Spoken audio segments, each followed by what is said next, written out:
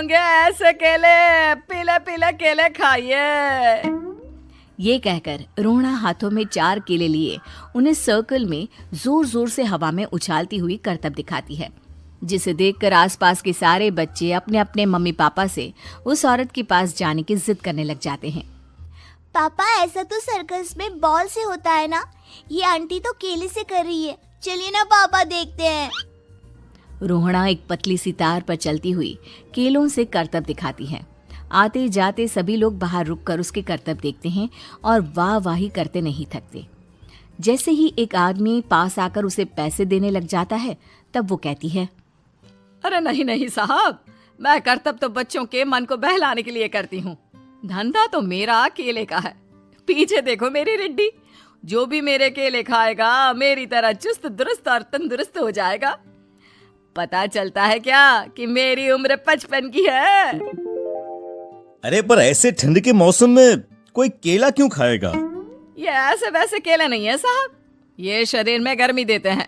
ठंड को दूर भगाए जो भी रोहिणा के केले खाए। पापा, अगर मुझे केले नहीं मिले तो मैं घर नहीं जाऊंगी। तभी उसके पापा कहते हैं कि बेटा, केले ठंड में कभी गर्मी नहीं देते। ये सब कहने की बातें हैं, सामान बेचने का तरीका है इनका। पर पिंकी नहीं मानती। मैं केले खाऊंगी। पिंकी की जिद के आगे नत्थू हार जाता है और उसे केले खरीद कर दे देता है। पिंकी खुश होकर केले घर ले आकर खाती है। अब मैं भी करतब करूंगी, कितना मजा आएगा। जादुई केले। पिंकी पहला केला खत्म भी नहीं करती कि वो बेहोश हो जाती है। दूसरे केले से एक काला धुआं आता है और रोहना चुड़ैल बनकर बाहर निकल आती है। मेरे भूतिया केले बच्चे न खाए, ऐसा हो ही नहीं सकता। जादूपुर वालों, कब तक बचोगे? आ गई हूं मैं रोहना, जिसका कोई नहीं कर सकता सामना।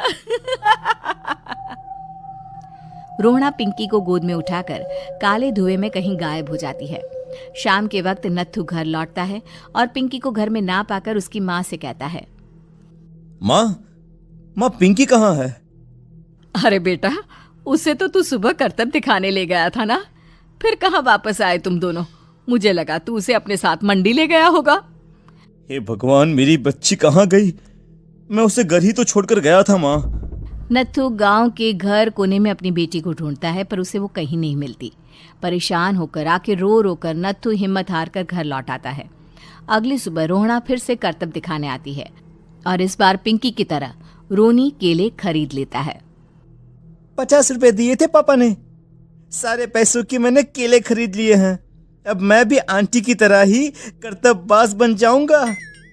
यही सोचते हुए रोनी केले खाता है और पहला अकेला केला आधा खत्म भी नहीं करता कि चुड़ैल उसके सामने आ जाती है। मेरे साथ चलने का समय आ गया है रोनी। ये तो बस शुरुआत है। अब इस गांव के सारे बच्चे धीरे धीरे मेरे कब्जे में होंगे, एक बच्चा भी नहीं बचेगा। ये कहकर रोनी को गोद में लेकर काले धुएं में अदृश्य हो जाती है। इसके बाद हर रोज गांव में से कोई ना कोई बच्चा गायब होता, पर ऐसा क्यों हो रहा है किसी को भी समझ में नहीं आ पा रहा था। रोज की तरह अपनी बेटी पिंकी की तलाश में नत्थू गांव के एक तालाब के पास बैठा रो रहा था। कहाँ गई मेरी पिंकी? शकुंतला के जाने के बाद एक वही तो मेरा सहारा थी। अरे उसकी आत्मा कोस रही होगी मुझे कि मैं अपनी बच्ची को संभाल भी नहीं पाया। नत्थू ये कहता हुआ रो ही रहा था कि तभी तालाब में से उसे शकुंतला की आवाज सुनाई देती है। कहाँ थी तुम शकुंतला? हमारी बच्ची और सारे गायब हुए बच्चे रोहना के कब्जे में हैं। वो बच्चों को जो केले देती है उससे बच्चे बेहोश हो जाते हैं और उसके कब्जे में आ जाते हैं और वो उन्हें ले जाकर काली दुनिया में ले जाती है। पर वो ऐसा क्यों कर रही है? ये मैं नहीं जानती, पर उस दुनिया का रास्ता मैं आपको बता सकती हूँ। जहां ये नदी खत्म होती है वहां एक केले का पेड़ है, उसके नीचे एक दरवाजा है, वहीं से रास्ता जाता है उस दुनिया का। ये कहकर शकुंतला की आत्मा गायब हो जाती है। गांव के सभी लोग झुंड बनाकर उसी रास्ते से काली दुनिया में चले जाते हैं और वहां देखते हैं कि सारे बच्चे वहां काम कर रहे थे। पापा मुझे ले चलो यहाँ से। पापा पापा। सभी बच्चे अपने मम्मी पापा से लिपट जाते हैं। तो तुम लोग यहाँ तक आ गए? क्यों हमारे बच्चों को पकड़ लिया तूने? तुझे शिकार ही बनाना है तो ले, हम सब आ गए हैं, हमें खा ले। नहीं, मुझे बच्चे चाहिए। मेरे बच्चे के बदले तुम लोगों के बच्चे। क्या मतलब?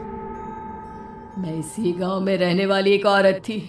केले की चोरी के इल्जाम में मेरे बेटे को गांव वालों ने इतना मारा कि वो मर गया। उसी दिन मैंने ठान लिया कि गांव वालों का भी वही हाल करूंगी। कुछ दिन बाद बेटे के चले जाने के दुख में मैं भी मर गई और मेरी भटकती आत्मा एक चुड़ैल बन गई। और फिर मैंने बदला लिया तुम सबके बच्चे छीनकर। बर्दाश्त नहीं कर पाए ना? सोचो मुझ पर क्या बीती होगी। हमें माफ कर दो रोना। पता नहीं ये किसकी गलती थी, पर हम सभी माफी मांगते हैं।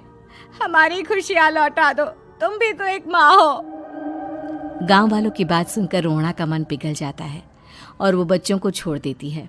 उसके बाद काली दुनिया बच्चों के लिए जादुई दुनिया बन जाती है। अब कोई भी कभी भी वहां आ जा सकता था।